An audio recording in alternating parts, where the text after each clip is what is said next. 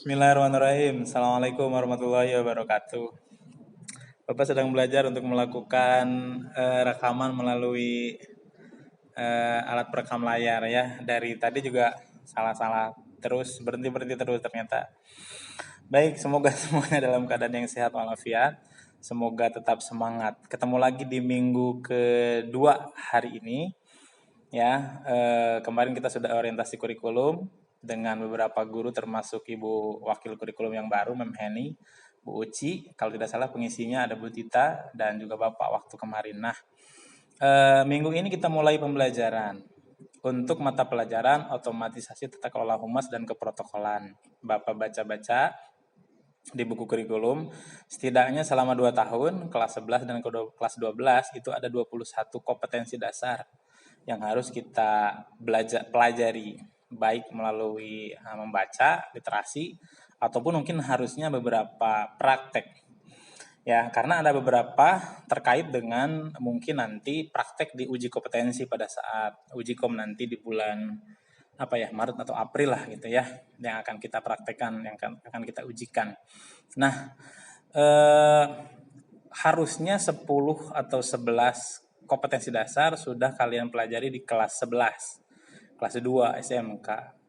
Jadi kita sama Bapak sekarang tinggal mempelajari 10 atau 11 sisanya, sisa kompetensi dasarnya. Namun ya kalian bisa baca ulang dari modul ataupun LKS yang kalian miliki bekas kemarin kelas 11. Baca terus. Nah, kali ini kita akan memulai dari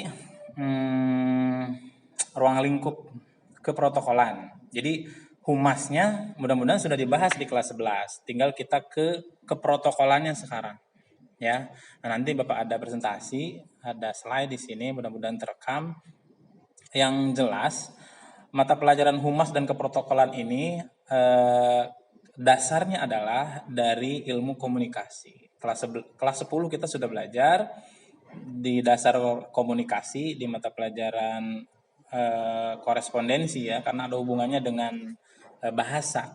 Ketika menulis surat, maka awalnya kita belajar tentang ilmu komunikasi ya.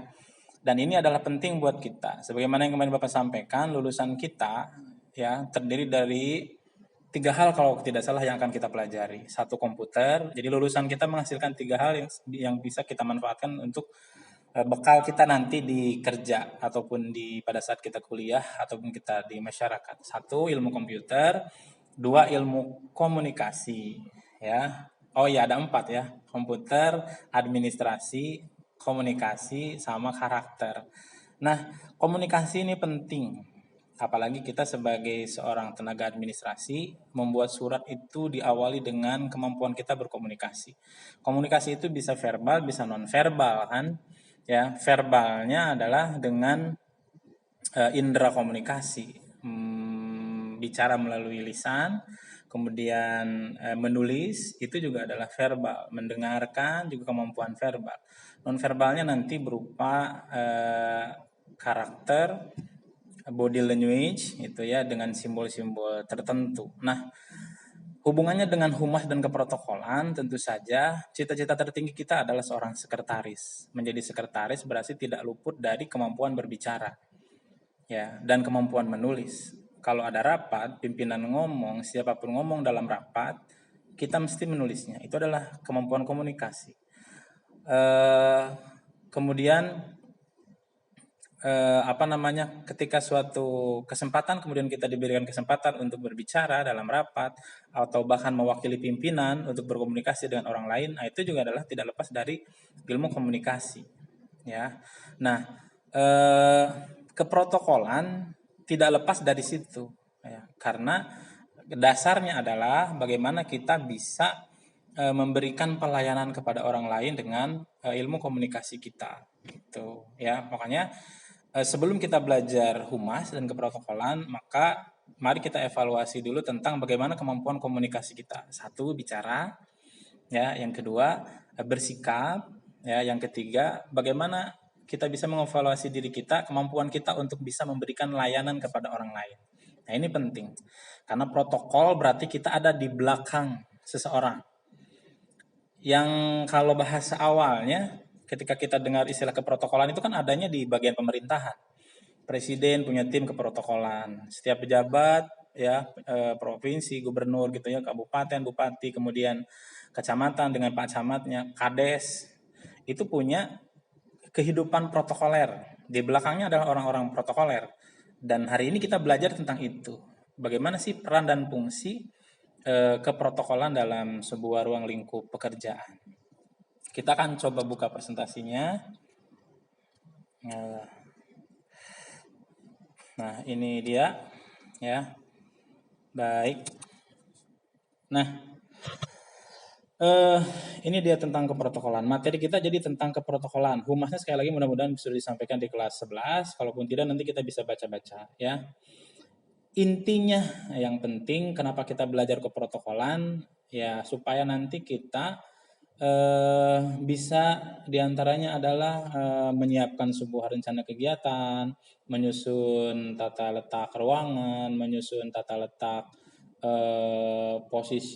positioning orang ketika dalam acara, ketika dalam upacara, nah seperti itu.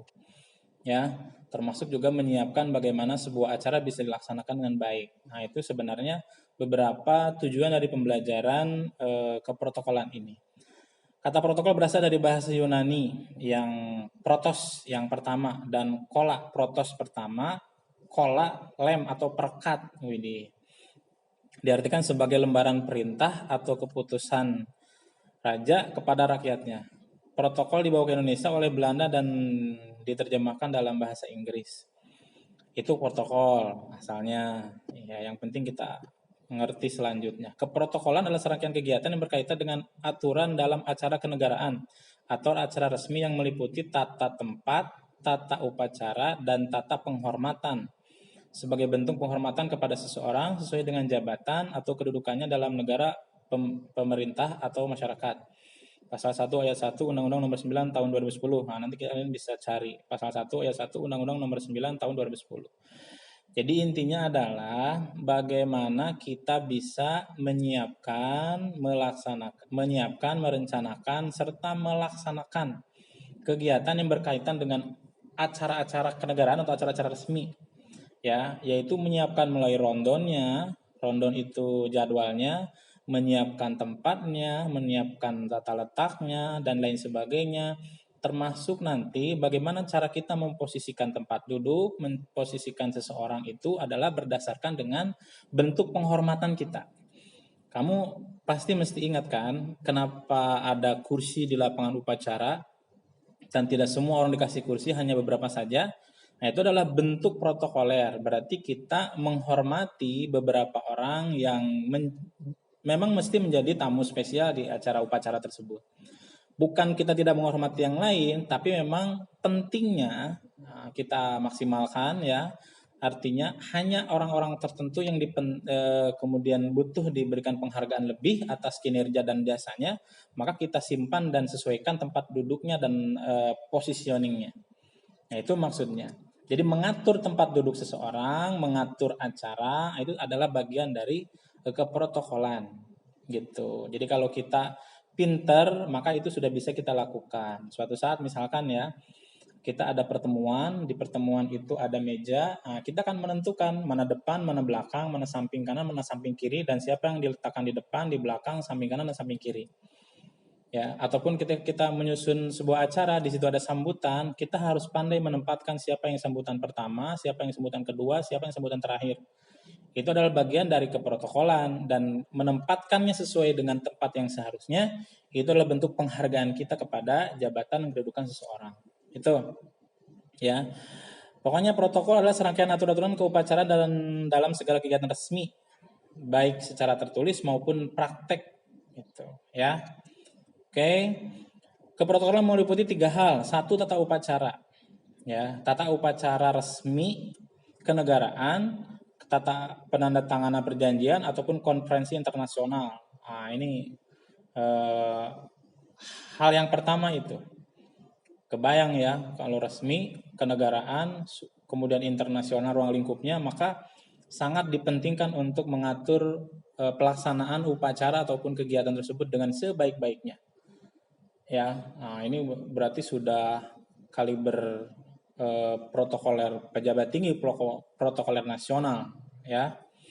Itu. Jadi itu ada aturannya, bahkan kalau di ruang lingkup pemerintahan negara itu pasti diundang-undangkan ya. Jadinya dibukukan lah gitu supaya lebih mudah dan bisa menjadi acuan atau pedoman untuk pelaksanaannya. Yang kedua, tata kehormatan, yaitu tata krama dalam menempatkan, menyebut, memperlakukan seseorang sesuai dengan kedudukannya. Nah, itu tadi.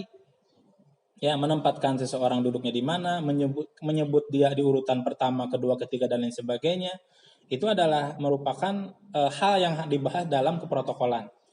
Kalau kita jadi MC, misalkan di situ hadir siapa aja pejabatnya, yang harus kita sebut yang mana dulu. Nah, itu merupakan tata kehormatan. Yo, nanti kita praktek ya. Misalkan ada kepala desa di sekolah ya, misalkan ada di sekolah, ada kepala desa, ada perwakilan yayasan, ada kepala sekolah. Nah, mana dulu yang disebut? Nah, itu adalah bentuk dari penghormatan. Maka kebanyakan yang dipraktekannya adalah sebut yang tertinggi terlebih dahulu.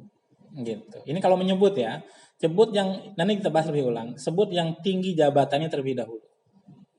Ya, dan tamu terlebih dahulu. Karena kita sekolah punya yayasan hadir tapi di situ ada kepala desa, makanya kita sebut kepala desa dulu, baru yayasan, baru kepala sekolah, baru dewan guru, baru terakhir siswa.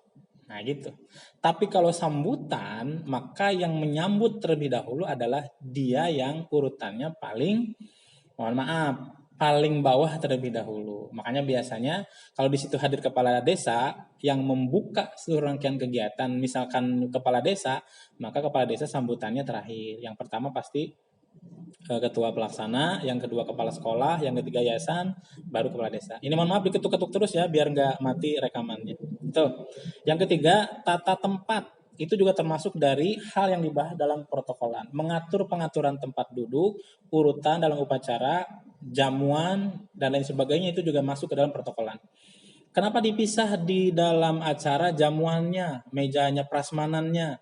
Ada meja prasmanan sebelah sana, nampaknya lebih spesial, makanannya lebih spesial. Kok ada lagi yang sebelah sini, nampaknya kelihatannya rebutan, berdesakan, kemudian mungkin lebih ala kadarnya. Yaitu juga dalam rangka menempatkan seseorang yang kita hormati, yang kita berikan posisi spesial. Ya tidak apa-apa. Dalam kehidupan juga memang begitu. Karena orang yang kita tempatkan spesial juga mendapatkan kedudukannya spesial berdasarkan kinerja dan usahanya. Ya sudah lumrah hal seperti itu mah gitu. Jadi bukan kemudian kita sebagai protokoler membeda-bedakan, tapi memang dalam aturan kehidupan sebenarnya kita pun mesti memberikan penghargaan kepada seseorang atas apa yang dia lakukannya. Tuh ya. Jadi ada tata upacara, tata kehormatan dan tata tempat. Itu hal yang dibahas dalam keprotokolan. Asas-asasnya, satu kebangsaan. Semua yang kita laksanakan, semua yang kita rencanakan, semua yang kita atur itu berasaskan satu kebangsaan. Ya, apa dia? Ya, tetap berdasarkan Pancasila, berdasarkan undang-undang yang itu ada yang diatur oleh kebangsaan kita, negara kita. Kedua, berdasarkan ketertiban dan kepastian hukum, jelas undang-undangnya, jelas aturannya, apa yang kita lakukan, jelas ada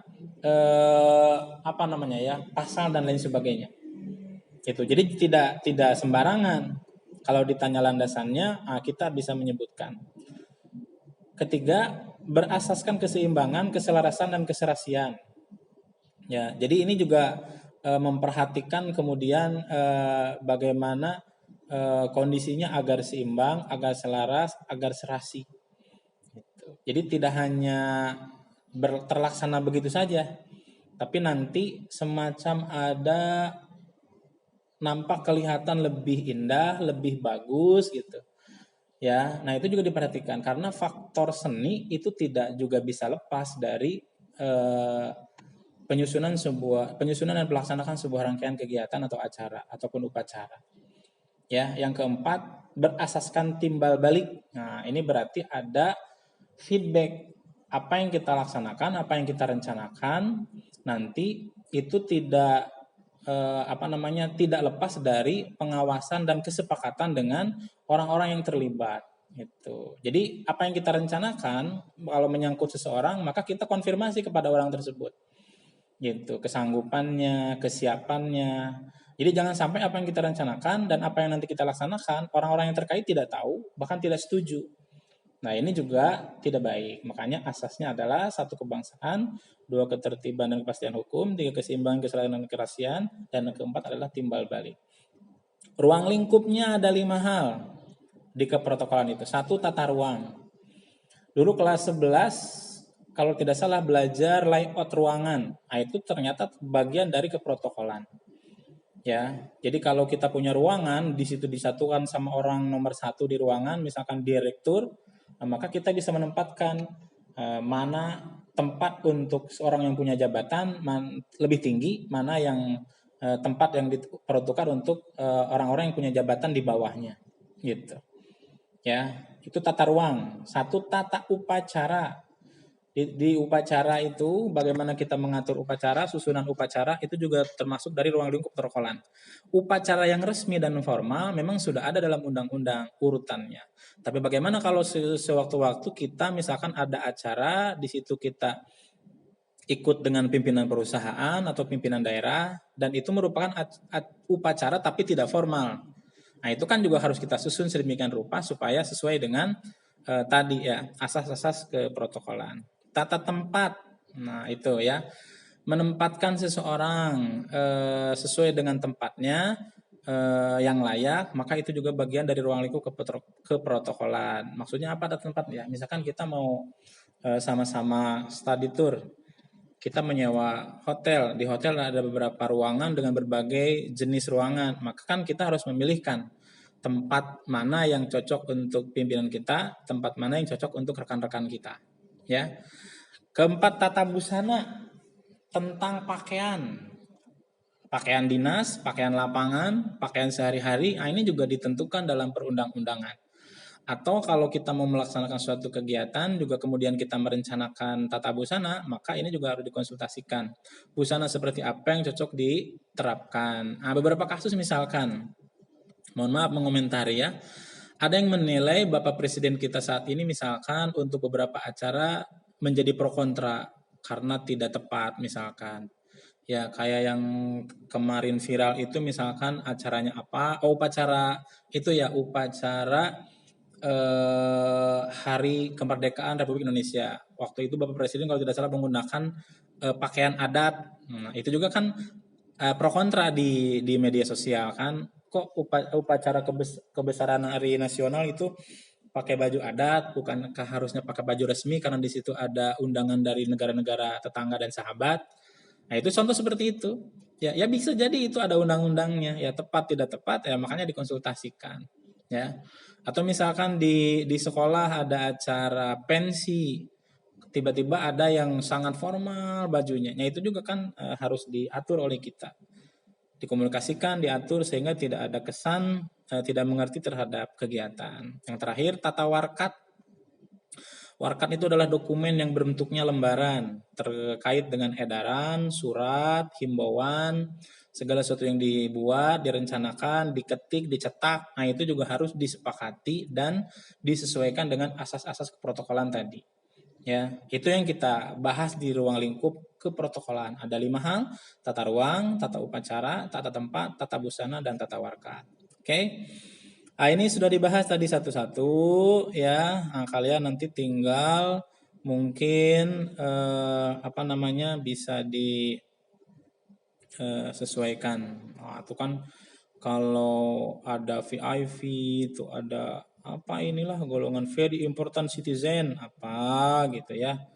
Nah, pokoknya semuanya berdasarkan dengan undang-undang. Pasti ada undang-undangnya, terutama yang berkaitan dengan keprotokolan pemerintahan. Ya, kalau kita apa yang kita dapatkan untuk perusahaan ya sama aja tadi, gitu ya.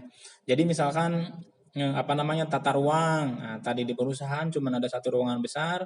Nanti bagaimana menempatkan pimpinan kita? Nah, nanti disesuaikan dengan kebutuhan dan keinginan dia seperti apa. Didahulukan orang yang punya kedudukan.